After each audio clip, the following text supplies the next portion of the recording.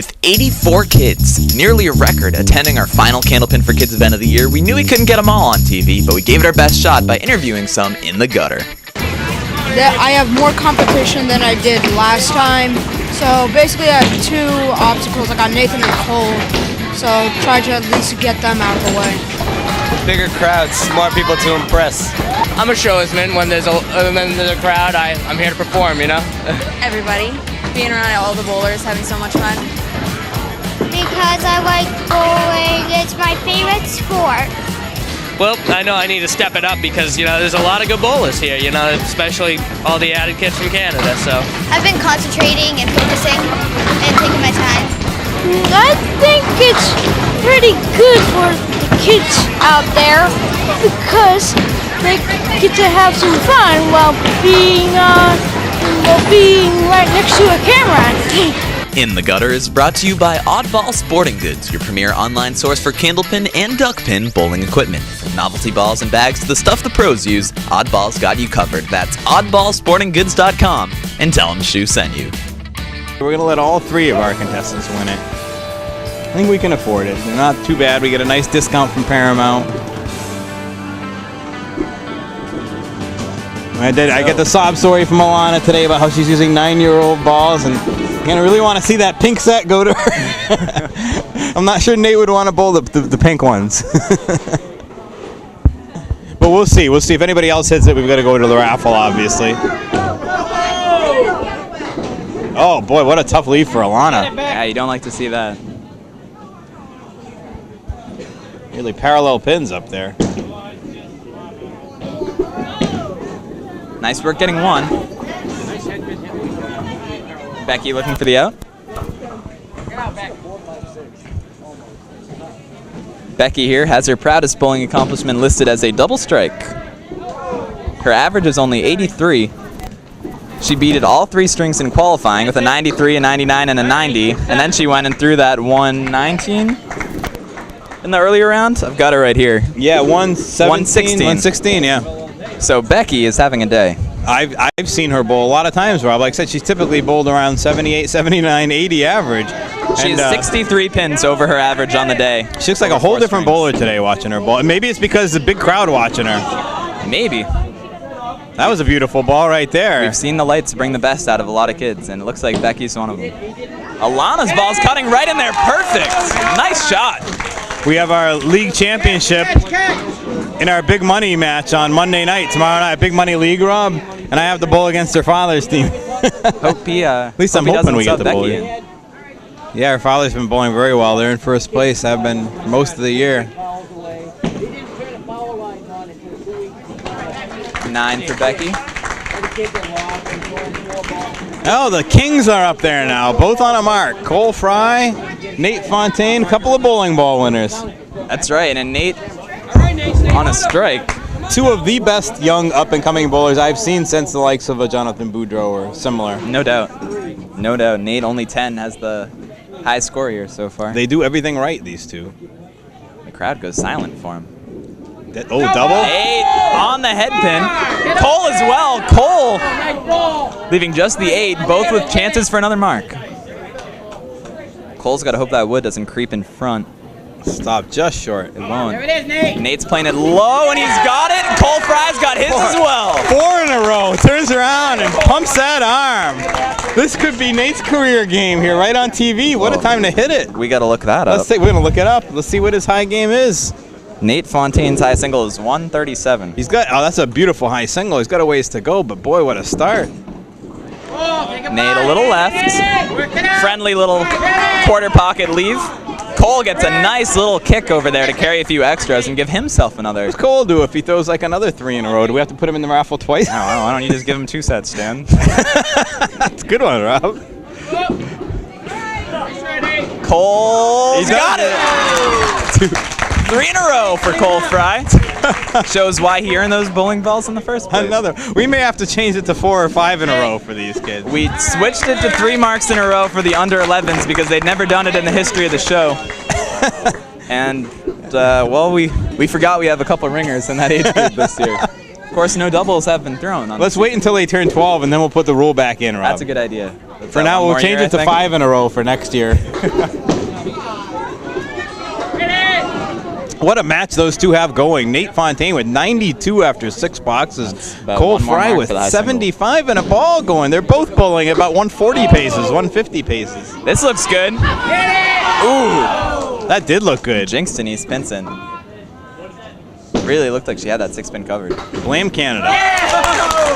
Pretty 10 by Dumas. Very pretty 10. There it is. Oh, wow. A lot of break on Denise's ball right at the end. I had to look up. I couldn't remember. They've got their names on, but they're on their arms, so it's a little harder for us to see than if some bowlers have it on their back. I believe these shirts that they're wearing were exclusively made for our Candlepin for Kids tournament. Nice. They wanted to show off the red and white colors rather than their normal colors, which are navy blue. How'd the kids do today, Rob, on the trivia when you went around the In the Gutter segment, the Canadian questions and American questions? Well, you folks are going to be able to see that as we see marks put up back-to-back. Denise Pinson answers Colleen Dumas. That's some nice bowling going on here. Some great bowling. And the press is right there in her face as she comes up. As it should be, right, Dan? I told him he was going to see a match. We did not disappoint. We have had some championship matches this year, Rob, that go beyond anything we've had in the previous 8 years. We've hyped the show up a lot on our website. We promise great things, hoping they'll come true, and so far, every single one of them has. Come on, get it out there. Powers on the head pin. That ball was buried, and he does not have much to show for it. Yuck. At first I was saying he's going to hope the 5 falls, but then what? He just have the 7-10. Come on, work out of it. Come on. That's tricky because the 5's off its spot a little bit too.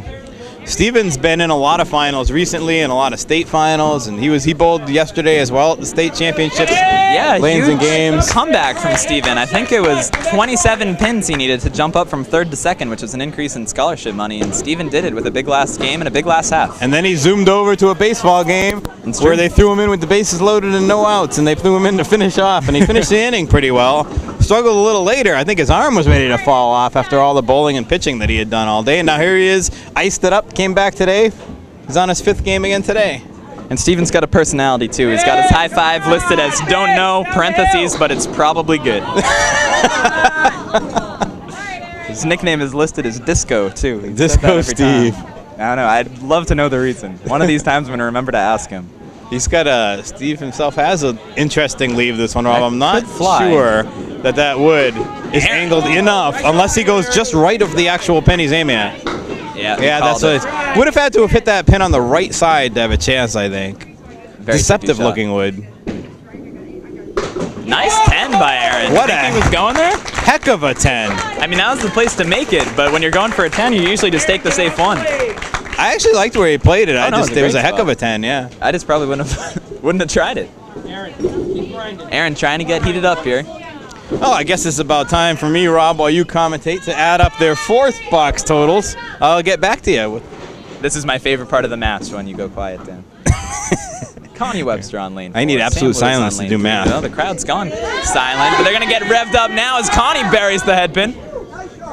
Sam looking to answer. Tough leave for Webster here. We'll see how she chooses to play this wood. Not used to seeing such big numbers after 4 boxes from a couple of our bowlers here. Very good. I had to double check these. Connie looking for the cap. Ooh, boy. If she's about a ½ inch to the right, that ball would have probably flew off the wood and had a shot at it. Instead, she goes home empty-handed. She'll look to try to get 9. Crowd letting them focus. Forget 9. Connie goes and gets 10. I guess she didn't even need that wood in the first place. Tough 7 for Sam. She'll look to rebound.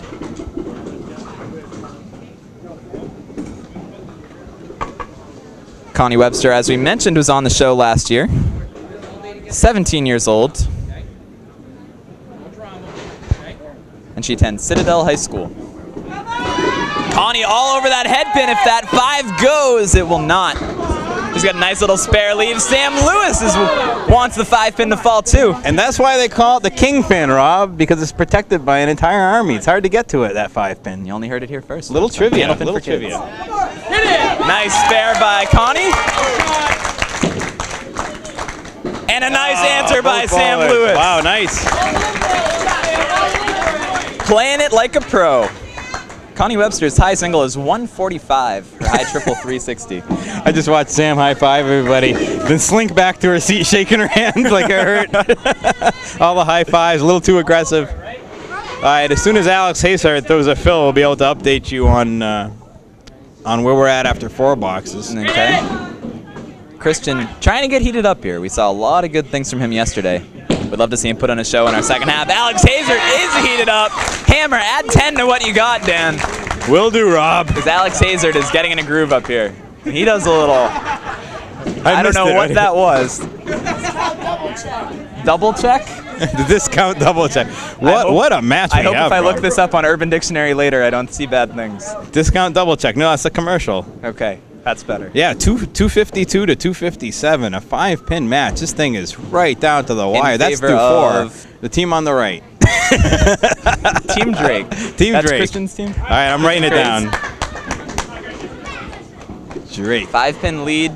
I'm going to call it Nate's team, Rob. Both. That's This Nate's team. He's got a 92 after 6. He says, that's my team. both teams with 3 balls as well. Yeah, and remember, I'm only adding up through 4 because I want to add it through completed boxes. When I look at the box 5 and 6, which are mostly completed, I see 5 marks for the other team, 5 for that team. This thing, it really is single digits, Rob. I should be able to update the score in real time when I do this, when we edit this together, so you folks should have a better idea than I do right now. A fantastic match that the pace these kids are on is awesome. Really something. If I remember in years past, I think the winning score was probably right around the 600 mark, if not a little bit lower than it. And right now, both teams are over the pace. Blown out of the water. Nice bid by Christian. Alex on the fill. Wow, that wood shot right in front of that 8-pin. Yeah. Christian doing a good job getting his 10. Hazard gets the 10 as well. Hazard trying to catch up to Nate Fontaine.